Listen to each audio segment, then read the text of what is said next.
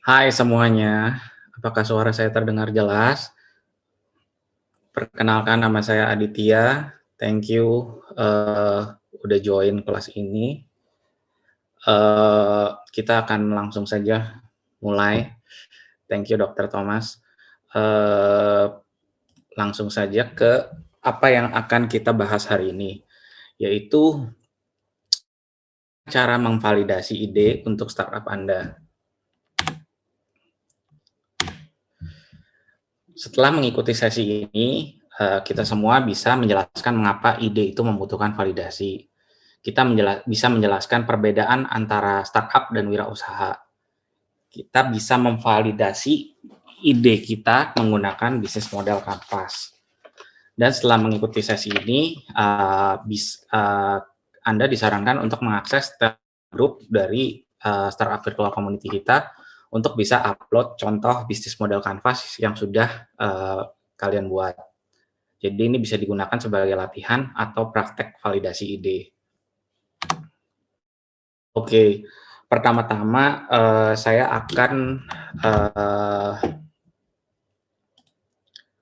akan share screen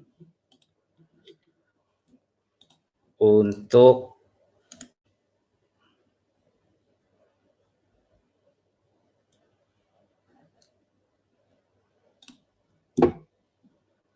mohon maaf.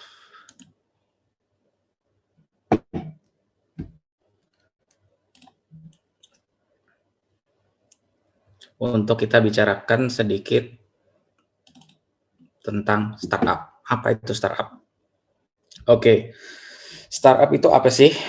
Kalau berpikir startup itu adalah satu wirausaha. Misalnya, kalau wirausaha itu kita harus menghasilkan profit.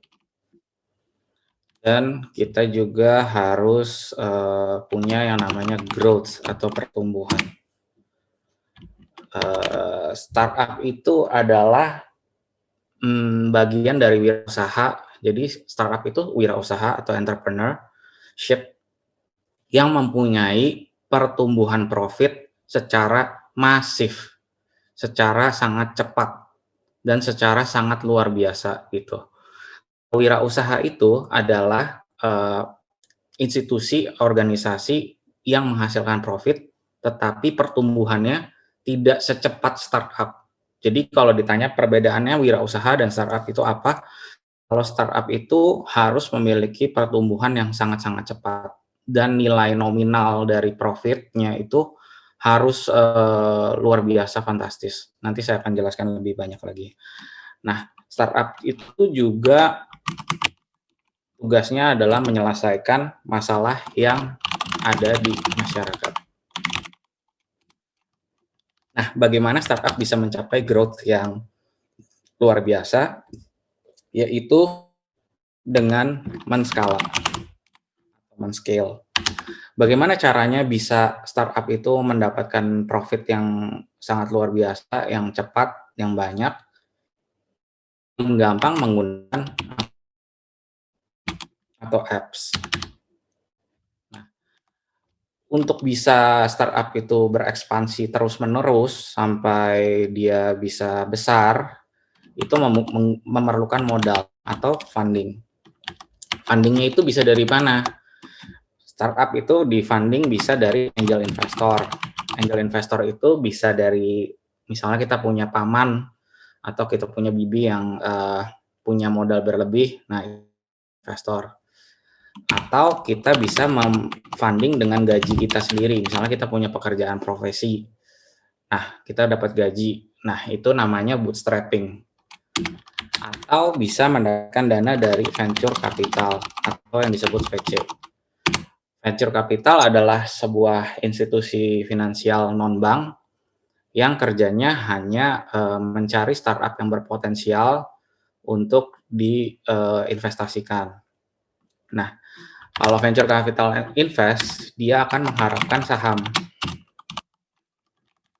Kalau di sini angel investor invest, dia bisa mengharapkan saham atau bisa mengharapkan hutang. Nah, Di sini masalah yang ada di masyarakat harus kita jadikan solusi, gitu. Nah, solusinya apa?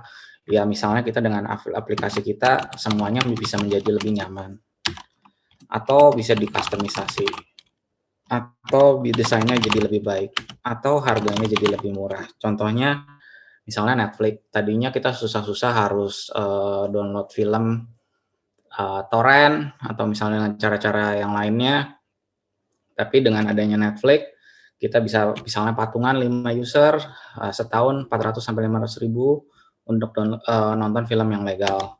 Itu adalah salah satu aksesibilitas dan kualitas hidup. Nah, untuk bisa take off, untuk bisa berkembang, startup dan wirausaha itu membutuhkan founder. Founder yang gimana ya?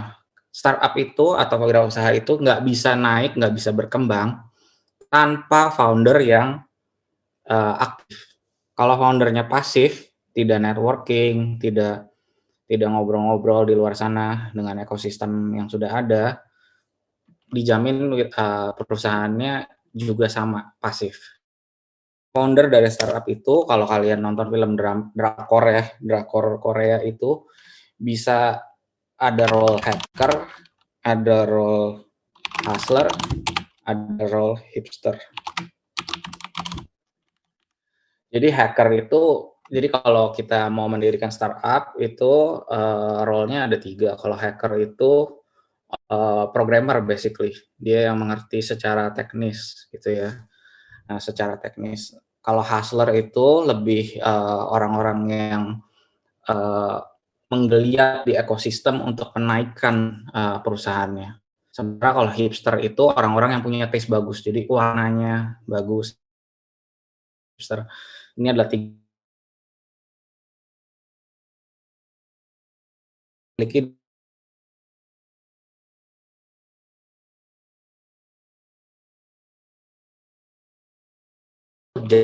atau generalis.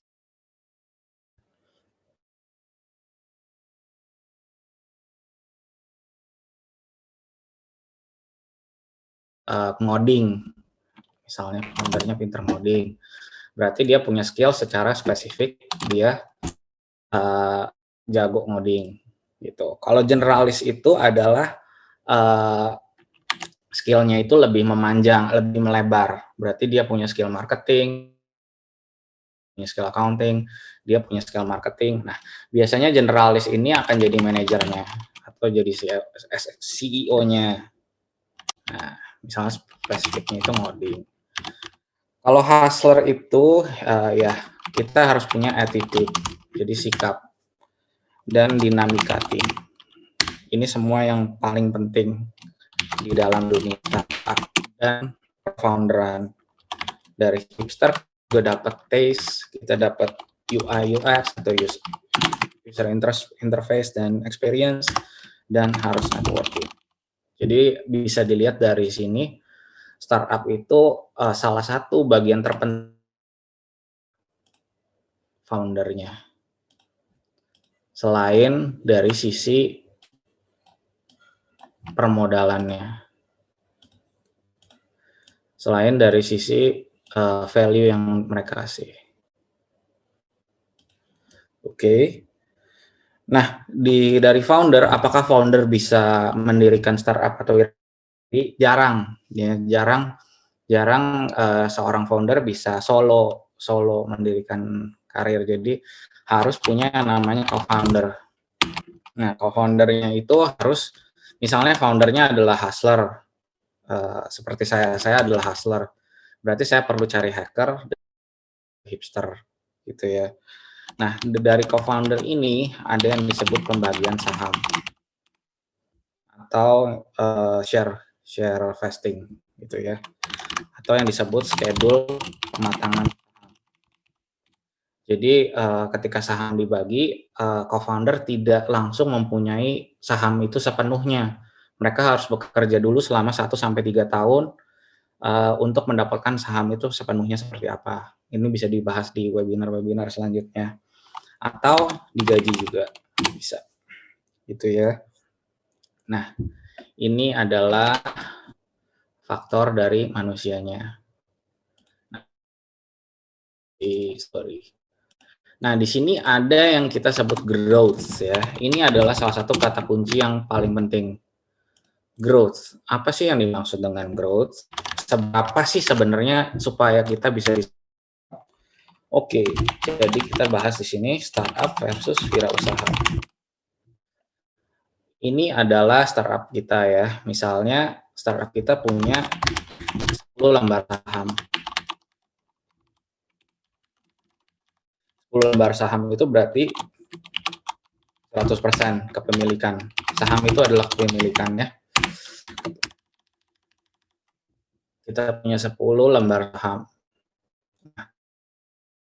Jadi kita bahas bahwa venture capital itu tertarik untuk invest kepada startup kita misalnya ya. Apa sih yang akan dilakukan sebuah venture capital? Yaitu mereka akan mengambil saham dari startup kita sebesar typically. Oke, saya akan show dulu ya.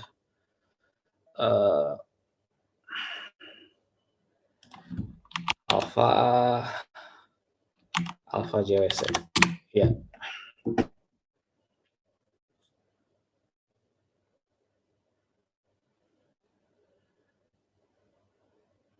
Oke. Ini adalah salah satu venture capital yang cukup ternama di Indonesia. Jadi ada Alpha JWC Venture, dia pernah invest di Kopangan, invest di Lemonilo, Karo, Gudang ada, Online Pajak, Bobobo, dan lain-lain. Dia invest sampai 193 juta dolar, 43 portfolio companies. Ini adalah salah satu yang disebut venture capitalist. Kalau startup kita udah bikin noise atau ternyata ada startup ini nih di Cirebon dan dia menang ini, menang itu, dan mulai banyak dengeran. Biasanya salah satu scouting atau pencari startup ini akan kontak kalian dari LinkedIn, dari WhatsApp, dari channel-channel komunikasi lainnya untuk typically mereka akan minta sekitar 20 sampai 30% saham. Taruhlah minta 30% saham ya. Jadi tadinya kita punya 10 lembar saham. Sekarang kita cuma punya 7. Nah, 3-nya ini ditukar sama 200.000 dolar. Sampai 200.000 dolar. Ini adalah tipikal program venture capital untuk tahapan seed atau benih. Jadi kalau startup kita masih benih, makanya profit, itu biasanya kalau misalnya ternyata bagus banget, ternyata benar-benar berpotensi, ternyata foundernya keren-keren, ternyata foundernya punya kapabilitas. Oke, kita invest. Nah, VC itu akan kasih 200.000 dolar. Nah, sekarang plus ya. Berarti ini adalah IDR.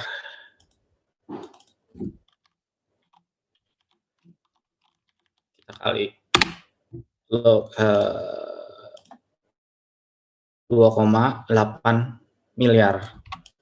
Ini adalah uang yang lumayan ya, walaupun kalau misalnya untuk scale menuju nasional rasanya kurang. Cuma 2,8 miliar ini sangat-sangat berguna untuk bisa hiring orang, untuk mulai produksi yang lebih banyak, untuk ekspansi yang lebih banyak, dan sebagainya gitu ya. Nah, berarti kalau misalnya venture capitalist menghargai 30% saham kita itu 2,8 miliar, gitu ya kan. Berarti kalau 100% itu berapa? Gitu kan pertanyaannya. Yaitu 10 bagi 3 dikali 2,8 miliar. Berarti hasilnya adalah sekitar 9 sampai 10 miliar. Adalah valuasi perusahaan. Jadi kalau startup yang sudah sukses dilakukan pendanaan, dia akan punya value sekitar 9 sampai 10 miliar. Itu berarti venture capitalist sudah pede bahwa dalam 2 sampai 3 tahun company ini bisa mengenerate value sebesar 9 sampai 10 miliar gitu. Bagaimana caranya? Yaitu tadi paling cepat caranya dengan aplikasi. Ya. Kenapa Gojek dan Grab memiliki valuasi yang sangat tinggi? Karena transaksi dari setiap hariannya itu sangat besar frekuensinya, walaupun biayanya itu relatif kecil, jadi 7.000, 8.000, 10.000, tapi transaksinya berjuta-juta. Seperti Tokopedia, pengguna itu sekitar 100 juta orang. Jadi 100 juta orang kalau kita 100 perak aja, nolnya sudah banyak banget gitu ya. Jadi kira-kira ini saya sudah menjelaskan bedanya wirausaha sama startup itu apa. Kalau kita bikin kafe satu di Cirebon misalnya, kafe kucing misalnya, jadi ada cat cafe gitu ya. Itu bukan disebut startup. Kenapa? Karena valuasinya dalam 2 sampai 3 tahun nggak bisa mencapai 9 sampai 10 miliar. Tapi kalau kita bikin kopi kenangan contohnya, kopi kenangan memiliki plan expansion yang masif untuk sampai beribu-ribu toko gitu ya. Nah, kopi kenangan itu bisa disebut sebagai startup karena dia memiliki growth. Di sini kata kunci yang paling kunci. Memiliki growth yang sangat-sangat masif gitu ya. Gak apa-apa, bukan berarti kita semua harus bikin startup. Juga memulai dari wirausaha gitu kan. Kita bisa memulai dari wirausaha. Tapi kita juga bisa bermimpi gitu ya kan. 70% unicorn startup yang ada di dunia berasal dari United States. Sementara 4 negara lainnya itu hanya memiliki 10% dari Cina dan yang lainnya 1%, 1%, 1%. Dari Indonesia hanya sekitar 1,5% gitu. Padahal penduduk kita sangat banyak gitu ya. Itu yang ada sekarang ini. Oke, dari sini saya akan masuk ke bahan saya.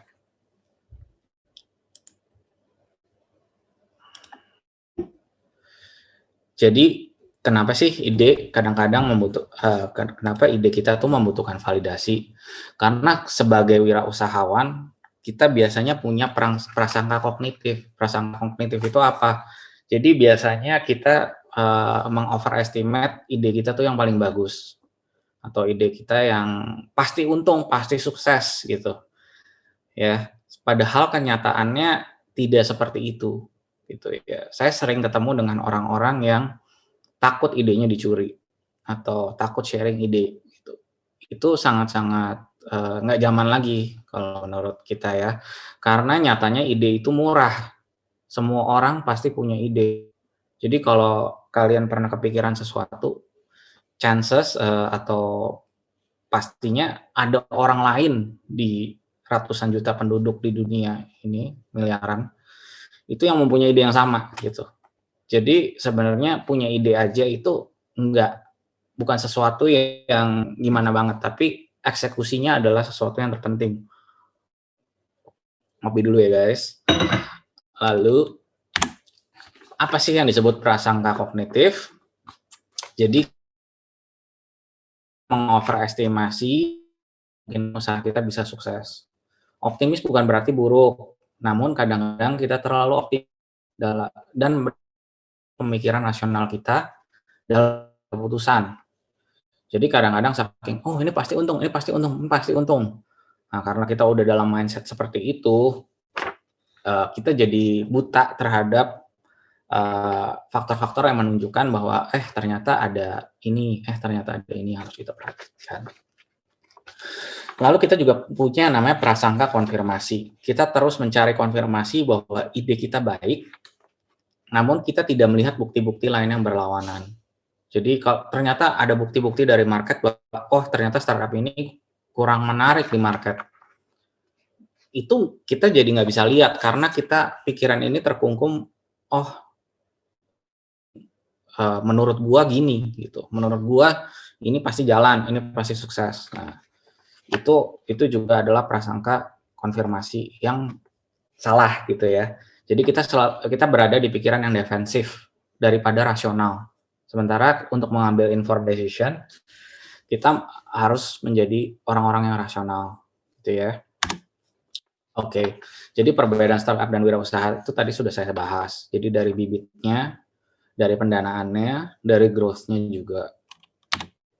Nah, kanvas model bisnis itu apa sih? Kanvas model bisnis adalah lembar kerja yang kita dapat gunakan untuk memvalidasi ide. Lembar kerja ini digagas Alexander Oshwalder tahun 2005 dan sejak itu digunakan secara global untuk validasi ide. Saya sendiri menggunakan kanvas model bisnis untuk Code First. Dan dari kanvas model bisnis yang saya buat, saya berhasil mendapatkan 2 co-founder. 2 co-founder ini hanya dengan melihat ide apa yang kita punya, dan tentunya tidak hanya kanvas model bisnis ya, ada tools-tools lainnya. Itu pada saat kita meeting dengan co-founder, kita bisa lebih terstruktur ya, kita bisa lebih detail. Kita akan bawa satu kertas, kita akan bawa kertas yang besar sebagai blueprint. Jadi kita lebih kelihatan serius, kita lebih kelihatan mendetil ya, daripada kita cuman mau ketemu co-founder nih, calon co-founder tapi cuman ngobrol gitu. Jadi udah nggak zaman lagi, kita harus lebih analitik, kita harus lebih spesifik dalam menuliskan ide kita, gitu ya. Ini adalah kanvas model bisnis. Jadi di sini ada beberapa tabel. Ada tabel key partner, ada tabel key activities, ada key resources, ada value, ada customer relationship, customer segment, channel, cost structure, and revenue stream. Nggak usah takut, ini sebenarnya sangat-sangat mudah. Jadi biasanya untuk mengerjakan bisnis model kanvas, kita pakai misalnya kertas HVS, kita tempel-tempel, itu juga bisa jadi besar gitu ya. Udah gitu kita bisa beli post-it untuk kita tempel-tempel ide kita. Kenapa post-it? Karena ide-ide kita itu bisa kita revisi lagi. Kita bisa merevisi lagi, oh ternyata ini salah, oh ternyata ini nggak benar. Setelah dijalankan, kita revisi gitu ya, digunting-gunting. Jadi di kanvas model bisnis itu ada partner utama, kita ini berpartner dengan siapa? Ada aktivitas utama, aktivitas kita itu dalam bisnis itu ada sumber daya utama, ada nilai yang ditawarkan. Ini adalah salah satu yang paling penting karena dalam kanvas model bisnis kita akan memulai bukan mengisi partner utama dulu, tapi kita mulai dari tengah, yaitu kita mulai dari nilai yang ditawarkan. Hubungan dengan customer, kanal penjualan, segmentasi customer, struktur biaya, dan aliran pendapatan. Nilai yang ditawarkan itu disebut juga bahasa Inggrisnya value proposition, yaitu yang paling akan sering didengar kalau kalian ada di ekosistem startup. Jadi partner utama itu apa sih? Siapakah orang yang harus kita rekrut atau co-founder utama kita? Nah, kalau misalnya kita kafe, berarti co-foundernya siapa? Misalnya kita nggak bisa bikin kopi atau kita bukan penggiat kopi, ya berarti co-founder kita setidaknya harus punya kemampuan sebagai barista misalnya. Siapakah supplier utama kita? Misalnya kalau kafe, ya berarti harus punya beans atau biji kopi. Apakah sumber daya utama yang kita ambil dari partner kita? Jadi partner kita itu jangan asal milih gitu ya. Maksudnya karena dia teman, karena dia sevisi, lalu dia jadi co-founder. Ya bisa juga seperti itu. Atau mungkin lebih baik co-founder kita tuh harus mempunyai beberapa karakteristik, yaitu pengurangan resiko ketidakpastian.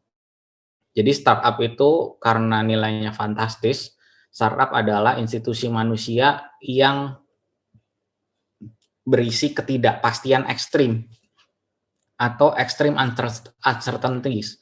Jadi kalau kerja di startup itu kita nggak pernah tahu kapan ini startup ini tutup, kapan ini punya profit, kapan dia bisa jalan, kapan dia nggak jalan.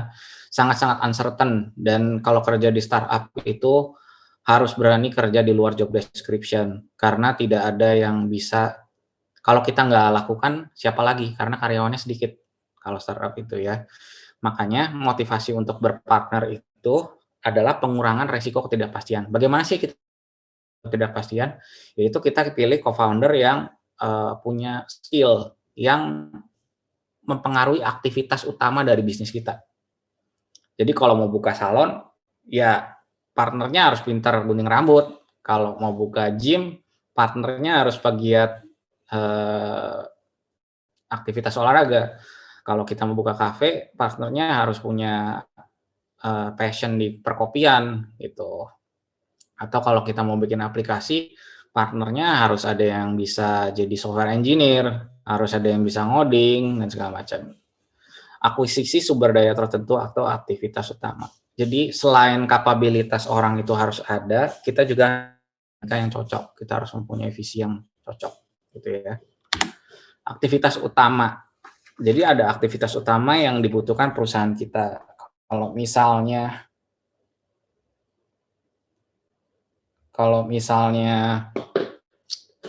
kita kafe, kita produksi, berarti kita bikin kopi, kita bikin makanan, kita bikin snack, kita renovasi tempatnya dan segala macam. Atau kalau kita aplikasi, kita punya platform. Gitu. Kita punya platform, kita develop platformnya, develop aplikasinya bagaimana, user experience-nya bagaimana, testing aplikasinya, prototyping aplikasinya, dan segala macam. Dan kita juga harus punya jejaring. Founder itu harus punya jejaring. Kalau tidak punya jejaring, dipastikan akan pasif dan perusahaannya akan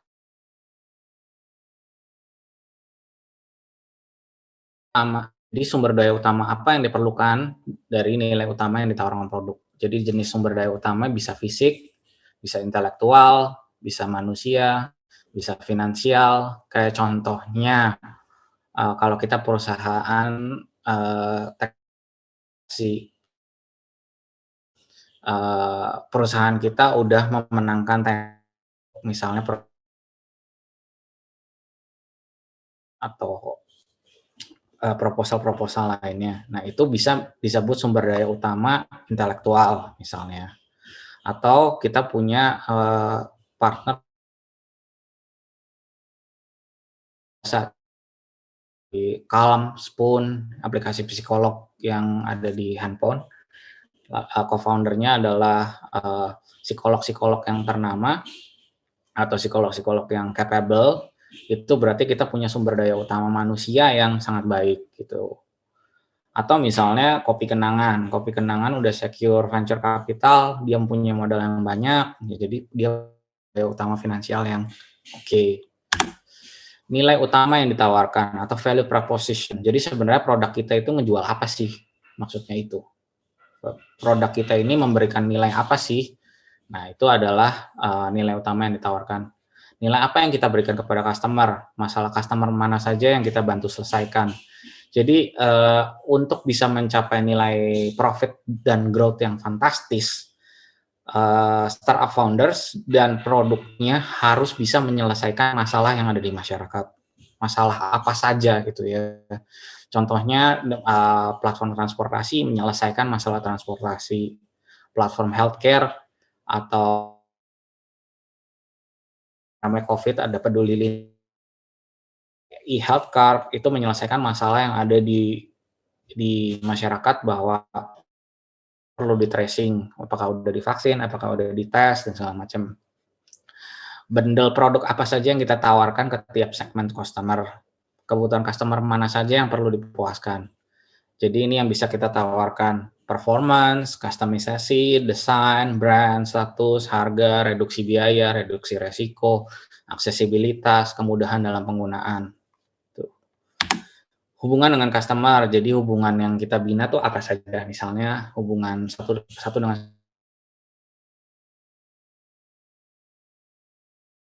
segala macam. Saya akan tunjukkan contoh aja mencapai sekarang.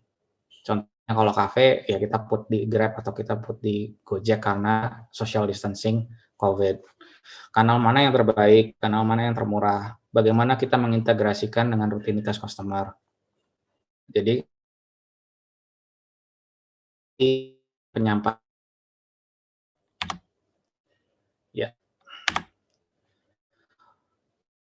kita ini penting juga, jangan terlalu kecil, like kalau terlalu kecil misalnya produk kita untuk ibu-ibu umur di atas 40 tahun yang suka memancing misalnya.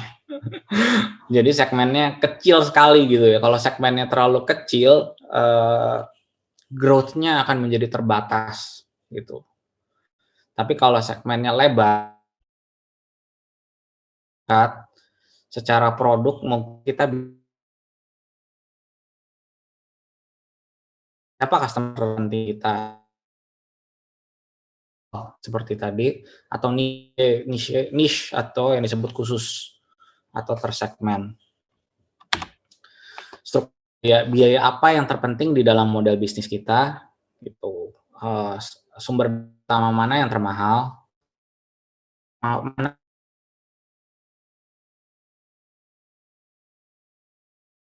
accounting ya.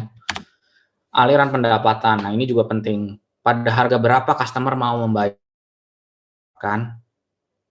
Tuh, jadi harganya berapa untuk yang nilai yang kita tawarkan. Misalnya nilai produk kita contohnya Netflix ya. Contohnya Netflix. Kalau misalnya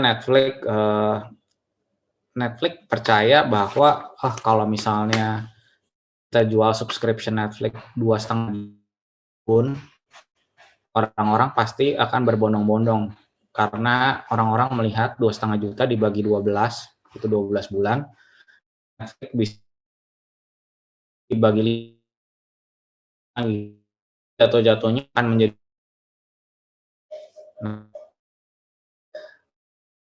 Netflix berhasil ngehit soft spot di situ. Nah, masyarakat kan lebih terbuka dari penetrasinya Netflix. Sementara kalau dia set harga terlalu tinggi untuk masyarakat di samping dengan United atau tapi mungkin platform lainnya seperti Disney Plus, TV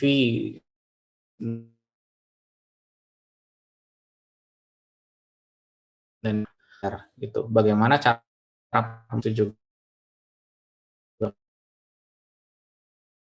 perlu. Jadi itu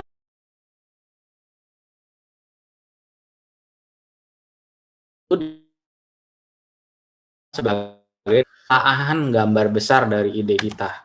Contohnya, kita masuk ke contoh ya. Kita masuk ke contoh.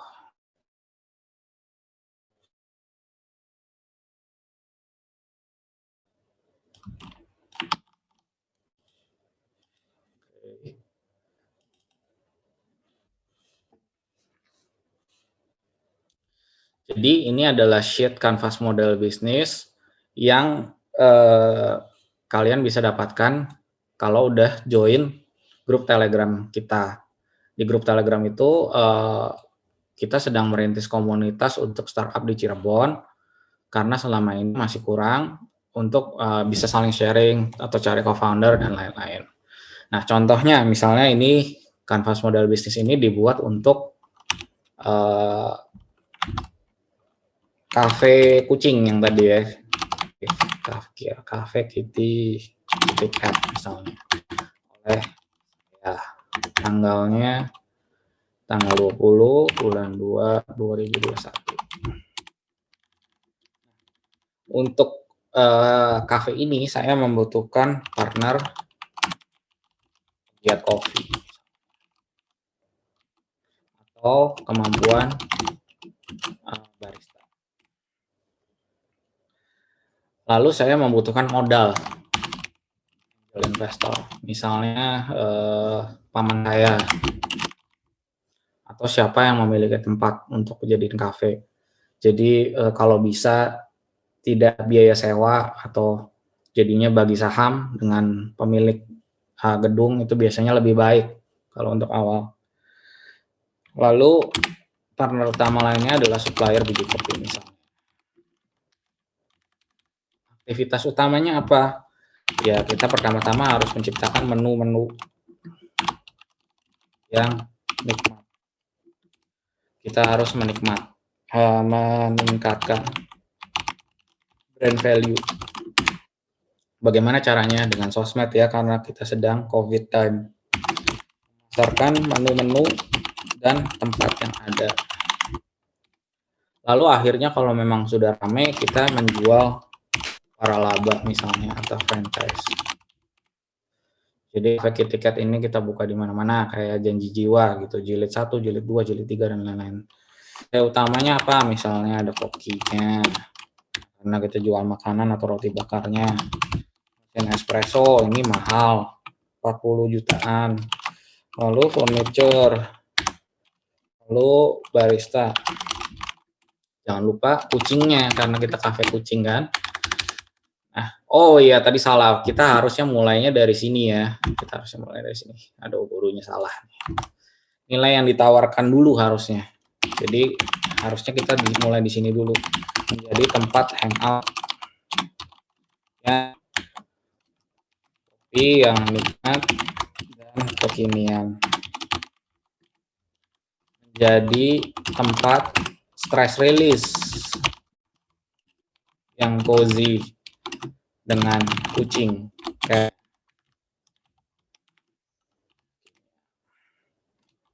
makanan yang dan jadi yang kita tawarkan dari kafe ini ada 4 elemen ini, yang adalah dengan adanya kucing, cat cafe misalnya. By the way, ini saya tidak menyarankan untuk buka kafe atau seperti apa, ini hanya kita mengisi gitu ya. Hubungan dengan customer, kita menawarkan member komunitas tertentu, misalnya ada komunitas apa, jadi base camp di sini, seperti itu. Mengadakan event-event menarik, misalnya apa, nobar, nonton bareng, atau apa dan segala macam, konser kecil-kecilan, live music dan segala macam. Kanal penjualannya apa aja? Bisa dari digital marketing yang merupakan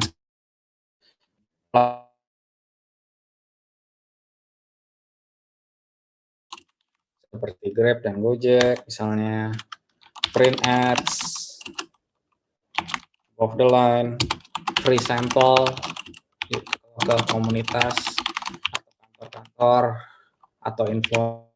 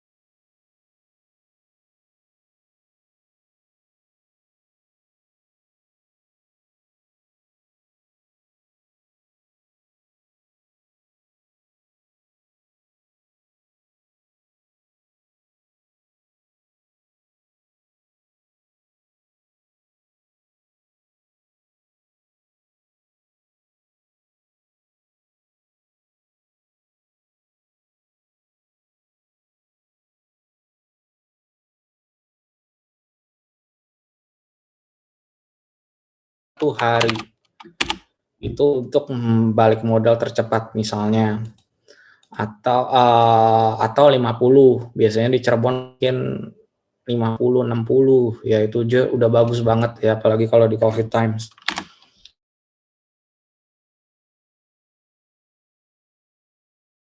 12.000 sampai 15.000 untuk kopi. 25.000 deh. Kopi KitKat ini kita jual 15K sampai 18K.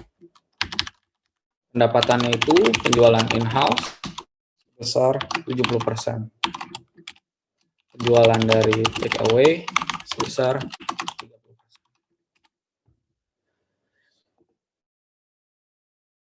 Tapi sebenarnya kalau untuk bisnis kalian bisa go lebih detail lagi.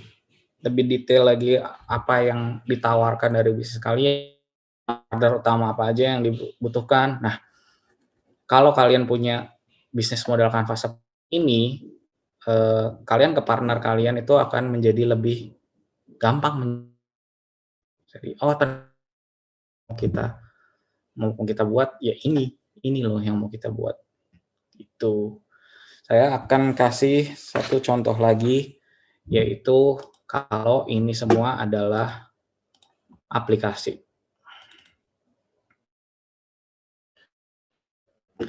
Nah, misalnya ini Canvas model bisnis untuk Instakilogram atau KW-nya Instagram ya. Partner utamanya ya software engineers, digital marketers, venture capitalists, develop apps, menjual iklan, menumbuhkan user, mendapatkan user data. Sumber daya utamanya apa? User, marketer, developer. Satu quote yang saya suka yaitu kalau produk itu ada, itu berarti kalian adalah produknya. Gitu ya. Jadi kalau Instagram itu gratis, berarti sebenarnya produknya itu apa sih? Apa aplikasinya? Produknya adalah kita. Karena kita yang mengisi. Nilai yang ditawarkan itu apa? Gambar dan video kepada teman-teman dan publik secara instan. Tempat untuk pansos dan pamer. Tempat untuk menjangkau konsumen. Tempat untuk menyimpan album foto. Hubungan dengan customer bagaimana? Media sosial, customer service, user data. Kanal penjualannya itu seperti apa? App Store, pastinya iOS dan Android. Platform lain seperti Facebook. Segmentasi customer iPhone dan Android, media, dan lain-lain. Struktur biaya pembelian server, karena gambar-gambar kita di seluruh dunia itu berapa terabyte gitu ya, kan harus disimpan di satu tempat gitu ya. Bayangkan Facebook punya server seperti apa gitu ya. Gaji engineers dan staffnya, marketingnya, itu seperti apa. Aliran pendapatan itu menjual iklan, menjual user data. Ini juga diperdebatkan ya. Mereka bisa mendapatkan iklan dari seluruh dunia, seluruh negara, seluruh lapisan masyarakat. Jadi bayangkan bagaimana valuasi perusahaan yang seperti itu. Oke, di sini juga saya tunjukkan sedikit. Ini adalah bisnis model Canvas untuk yang saya buat 2 tahun lalu kira-kira. Memang jadinya akan jauh lebih detail. Tapi dengan satu Excel ini saya bisa mendapatkan 2 co-founder dari luar kota juga lagi. Jadi jangan anggap enteng sebuah template, jangan anggap enteng sebuah tools dari Canvas model bisnis ini. Memang tidak hanya tools ini saja yang saya gunakan, ada satu lagi namanya Next Decision Tool atau NDT. Itu untuk menyusun visi.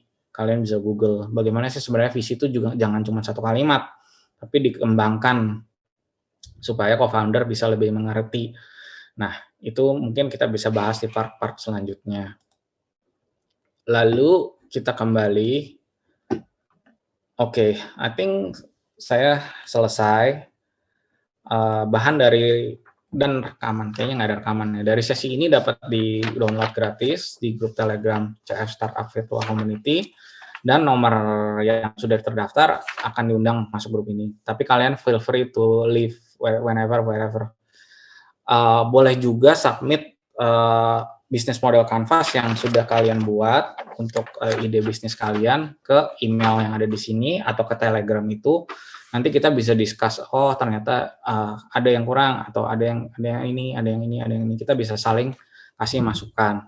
Nah, di sini saya juga merekomendasikan 2 buku ini, ada The Lean Startup dari Eric Ries, itu artinya startup ramping, bagaimana memulai startup seramping mungkin, maksudnya seramping mungkin itu dengan modal yang terbatas gitu ya, dengan modal yang terbatas. Ini yang kedua adalah Made to Stick, dibuat untuk menempel.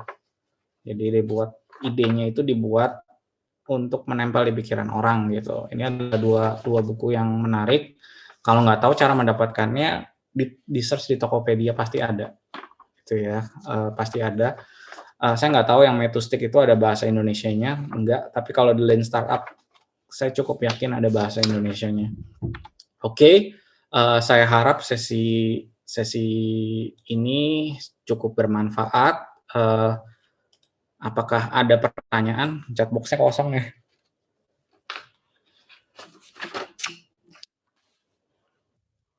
Apakah ada pertanyaan? Saya tunggu 1 menit.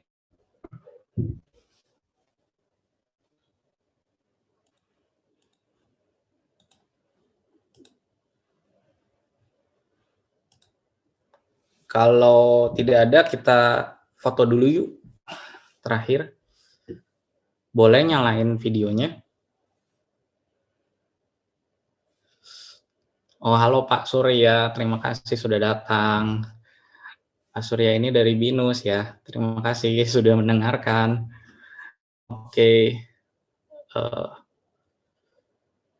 yang lainnya boleh dinyalakan kameranya. Apakah ada pertanyaan? Banyak dari Universitas Kus. Oh, halo Nathan. Kok sampai datang juga. Nathan ini dari Clubham Company di Medan. Yang lainnya boleh dinyalakan. Oke, pada malu-malu ya. Oke deh, kita foto aja sekarang. Oke, masih dinyalakan. Halo Muslimah, halo Herni. Halo Vina, Sebedia. Anan, mana Anan? Oke, baru pada nyala. Erna.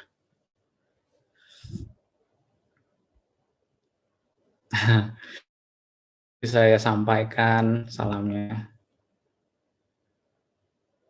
Oke. Kita foto ya. 1, 2, 3. Guys, sudah datang. Kalau misalnya ada pertanyaan, boleh nanti disampaikan di Telegram dan BMC-nya. Saya tunggu. Bye-bye.